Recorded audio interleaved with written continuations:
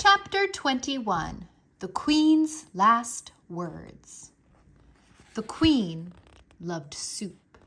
She loved soup more than anything in the world, except for the Princess P and the King. And because the Queen loved it, soup was served in the castle for every banquet, every lunch, and every dinner. And what soup it was!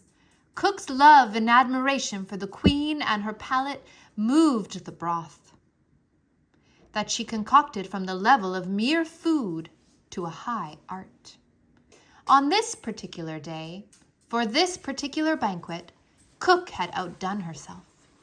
The soup was a masterwork, a delicate mingling of chicken, watercress, and garlic. Roscuro, as he surfaced from the bottom of the Queen's capacious bowl, could not help taking a few appreciative sips. "Lovely," he said, distracted for a moment from the misery of his existence. "Delightful." "See!" shouted the Pea. "See!" She stood. She pointed her finger right at Roscuro. "It is a rat! I told you that it was a rat! He was hanging from the chandelier, and now he is in Mamma's soup!" The musicians stopped playing their guitars. The jugglers stopped juggling. The noble people stopped eating. The Queen looked at Roscuro. Roscuro looked at the Queen. Reader, in the spirit of honesty, I must utter a difficult and unsavory truth. Rats are not beautiful creatures. They are not even cute. They are really rather nasty beasts, particularly if one happens to appear in your bowl of soup, with pieces of watercress clinging to his whiskers. There was a long moment of silence, and then Roscuro said to the Queen, "I beg your pardon." In response, the Queen flung her spoon in the air and made an incredible noise, a noise that was in no way worthy of a queen, a noise somewhere between the neigh of a horse and the squeal of a pig, a noise that sounded something like this: "Neigh!" And then she said, "There is a rat in my soup."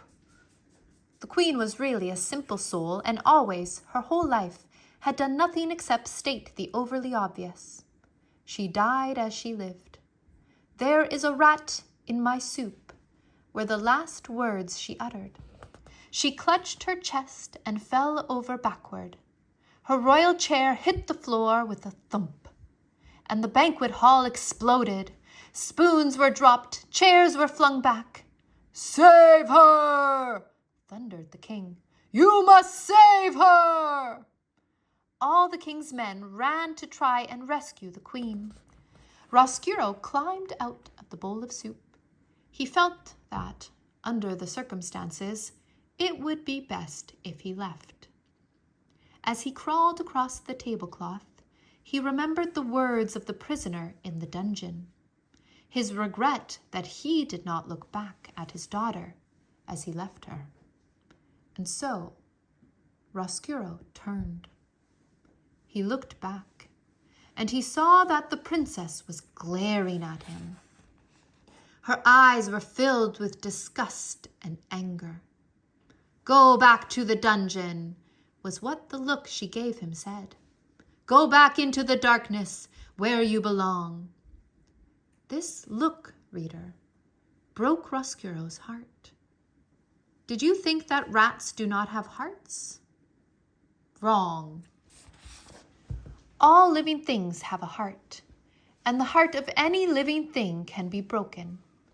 If the rat had not looked over his shoulder, perhaps his heart would not have broken, and it is possible then that I would not have a story to tell.